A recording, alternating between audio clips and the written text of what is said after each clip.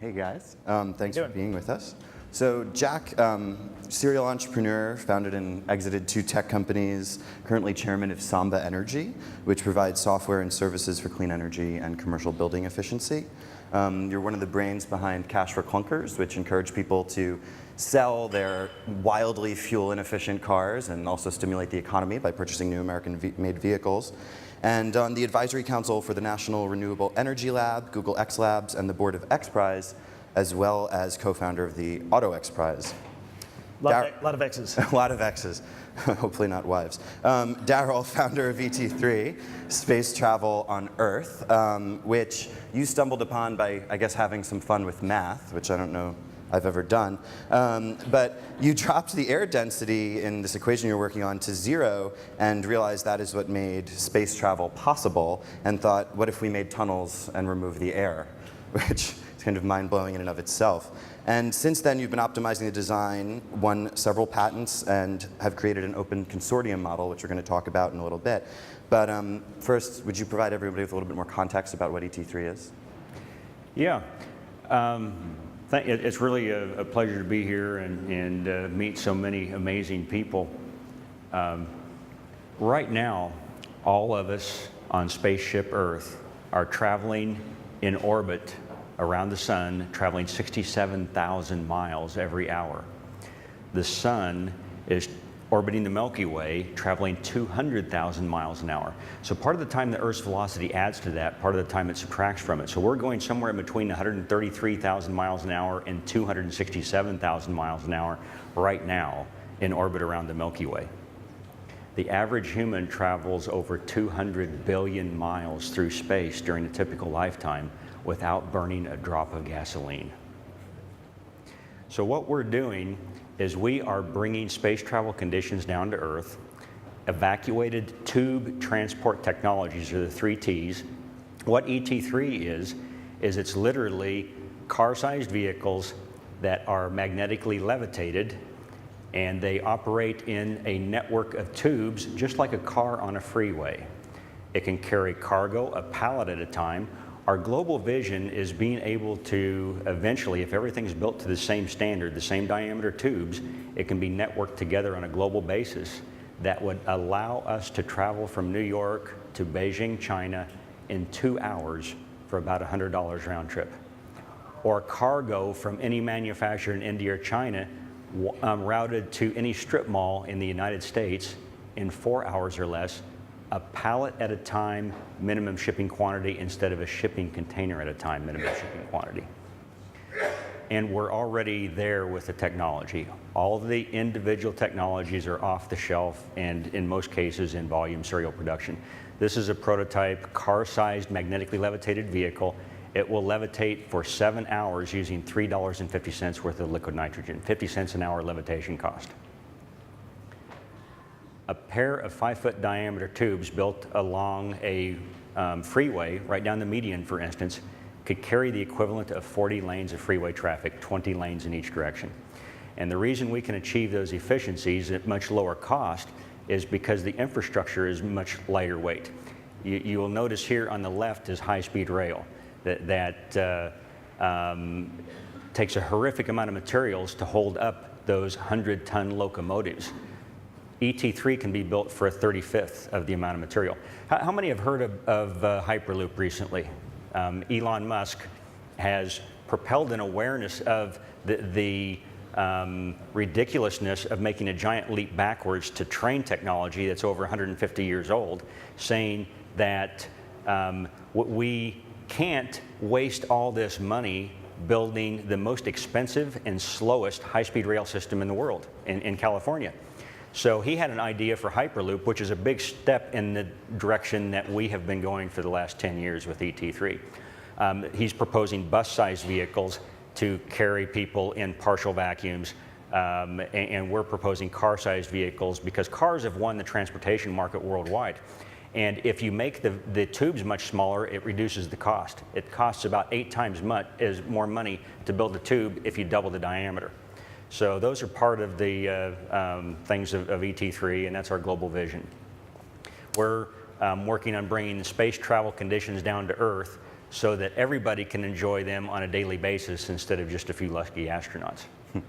Great. So, Just make one comment on that. sure, go ahead. So, one, I think, Daryl, you to be commended for the vision, because it's the vision that I think really starts us off in the right direction. And you mentioned X Prize and X Labs and all the X's I'm involved in.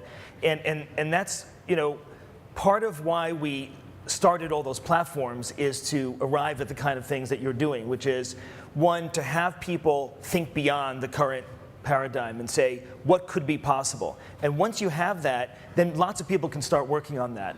In the X Prize model, you heard earlier today from Zia about Innocentive, about putting out different challenges, and that's one model to get things going. There's other models as well, but one, the first step along the way is exactly what you just showed, which is just laying out a new set of options that we can now work towards. So I definitely kudos to that. Like transportation deeply.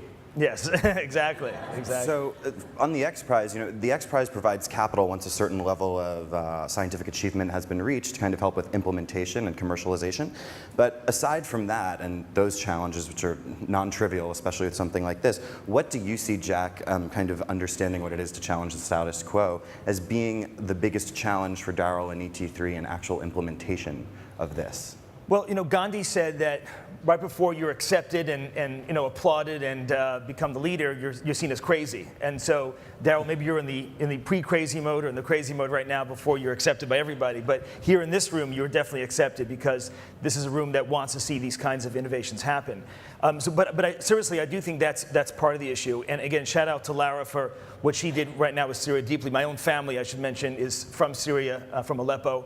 And so to see what she did in changing the paradigm of news is unbelievable. And now with transportation, you're doing the same thing. So I would say the first thing is, there's a lot of inertia, an incredible amount of inertia that you find in these incumbent systems, particularly physical systems. It's great to see, for example, in the case of news, changing out news, a lot of inertia news, but that you can do digitally. This is a physical implementation that has to move atoms around, not just bits. And so there's a lot of inertia that you have to move around, a lot of regulation, a lot of cross-border issues, things like that. We had a case study, maybe we'll talk about here in the taxi system, right here in New York City. So right now in New York, people may know that most of our taxis now are hybrid taxis. They're Priuses, C-Maxes, Camry hybrids, things like that. That was not always the case. A number of years ago, a few of us got together and asked, why are all the taxis Crown Victorias? At that time, we had no hybrids. You were not allowed, it was illegal to buy a hybrid as a taxi. That made no sense to us. Hybrids are tailor-made to be taxis. You're start and stop traffic, you're regenerating electricity. That's the way to go in terms of hybrids. It was prevented by the regulations, by this inertia we're talking about. And so a few of us got together, we created a new law, we championed a new program, we had a lot of opposition, but we initially took it right to the streets, right to the taxi drivers themselves. We went to Lexington and 28th Street, not Murray Hill, but Curry Hill, and we went out and engaged with thousands and thousands of cab drivers directly and personally, showing them the benefits of going with hybrids. They then came down to City Hall, lobbied with us, and we got the law changed. And today, a number of years later, the majority of all taxis are now hybrid. Average taxi drivers save $7,000 a year.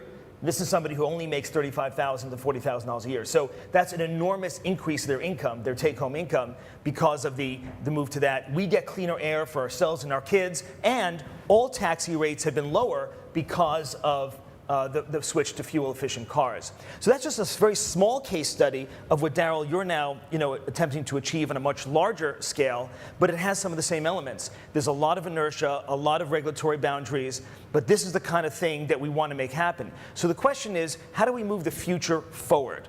How do we take that future that we know really should happen, and how do we bring it to today? And those are some of the elements of trying to get at it from either influencers, prizes, breakthroughs, different platforms to try to get at how do you cross the boundary, not the technology boundary, you've already crossed that. That's the thing. You've already laid out the technical specs with off-the-shelf parts today of how to make this happen. And it's interesting, was that picture from Asia, from China, or one of the pictures you showed, I think, one of the initial test beds that you showed there? Yes, we lived in China for 5 months getting this established in China. They are anxious to leapfrog ahead in all of their methods. And what you bring up of the political barriers, one of our key advisors, Frank Davidson, who's heard the name? Almost nobody, but he's the one who had a crazy idea in the 50s to build a tunnel under the English Channel, and it took him 35 years to pull it off, but it got done. And he told us, he said, as hard as that was technically, that was only 20% of the difficulty. That most of it, 80%, was diplomacy and the momentum that you're talking about of the status quo. So that's one of the reasons we've designed ET3 as an open consortium that creates a new blue ocean market for billions of dollars of production capacity that already exists. There's millions of dollars in production capacity for building vacuum pumps and maybe hundreds of millions of production capacity for building tubes and everything all over the world. We can put people back to work using an open consortium model that creates a new market, maybe a market 10 times bigger than the present market that a lot of these companies are serving. So instead of 100 years with the last paradigm shift in transportation, ET3 can take place much, much quicker because billions of dollars have already been invested. The people that have invested in those skills, intellectual properties, and production capacities just aren't aware of it yet. So it's a social issue to achieve that breakthrough. And fortunately, Elon Musk has propelled what we're doing into the spotlight and put us a long ways farther. We're now emerged. When you put a seed in the ground, a lot has to happen invisibly where you don't notice. The conditions have to be right. Well, sometimes breaking through, that push has to come from an external, slightly maybe more credible source for people to take it seriously, for it to shift from the crazy to the credible. Just one last point on that, Justin. So I think part of the challenge for this group here is we know from the history of technology innovation adoption that this happens again and again and again. Airbags in cars. The technology was there and proven for 25 years. 25 years of people's lives could have been saved before it was adopted in cars. FM radio. Now you might think FM radio is a non-controversial issue, putting it in cars, right? You might think everyone would agree having FM radio in a car would be a good thing. It took an act of Congress to mandate to the car companies to put FM radio. And the only reason why they did it, because the government, the US government, wanted to sell spectrum in the upcoming years right after that. And they knew if they sold spectrum, once millions of cars had FM radio, they can get more money for the government for that. And that's the only reason why they did that. So given that we know the history of technology adoption innovation is one of these kinds of often mandates have to happen, what do we need to do to break through? So, I mean, we have a couple minutes left, and I want you both to be able to speak to this point. You know, globalization is a term that I think is used so much that it no longer carries any weight. But if Daryl's vision is fully realized, I mean, this is globalization at a true, really imaginable scale, or previously unimaginable scale. I mean, people commute 2 hours from Greenwich, Connecticut to New York. What does it mean when you can go 2 hours from Beijing to New York? I mean, no more work visas, you know, does that even matter? And what does it look like? I mean, Jack, you're running for mayor right now. What does it look like to run for mayor of a city that people, I mean, it's the global population is essentially liquid. And so looking at the future, and I mean, the most idealistic scenario in which we can all get in like a Jetson pod and get to LA in 45 minutes, what does that future look like? What's the impact on cities? Well, I'll just say one thing and then turn to Daryl as well. One, it accelerates on hyperspeed a trend already happening, which is the mobility and fungibility not only of financial capital, but of human capital. And that means that when you look at cities right now, the majority of Americans, the majority of the world now live in cities. And they are attracted to cities because cities are the nexus of human capital, ideas, and financial capital. Those three things coming together is what now defines some of the engine and innovation engine of cities. But the fact is, a city must keep on its edge to retain those three things coming together. Case in point, Detroit. Detroit had that equation at one point and then lost that equation. That equation became unbalanced and they lost it, and there was a flight of human capital, financial capital, and ideas away from the city. New York City right now is on the rise. We're definitely attracting a huge amount of human capital. We're attracting organizations like this and gatherings like this. This is a gathering of innovation and human capital and ideas. But we have to continue to drive that. Cities right now are competing on a global basis. There are many people, for example, in technology, my own area, that moved to Sao Paulo, that moved to Buenos Aires, and they still work for New York companies. They still work for companies here and get their work through New York companies, but they live there. And so already, the internet has already started that process. This would actually obviously accelerate that process on an atoms basis as well. The key is, can you create and maintain an ecosystem that continues to help people unleash their own potential? If creative people like those in this room feel that being in New York City, as an example, will unleash their potential, help them do that, they will remain here, they will commute here, they will use this as their hub, as their attractor. And once they feel that Sao Paulo is the place that they're going to unleash their potential, or Beijing or Hong Kong, then they'll go to those places. So it's going to become very, very fluid. Already it's becoming so. This is only going to accelerate that. So Daryl, if you want to speak to that quickly. Yeah, we think it's much more powerful to build bridges between cultures instead of walls. When they built that wall in China, it cost more lives than what it saved. And by the time they finished building it, it was irrelevant. The front had moved somewhere else.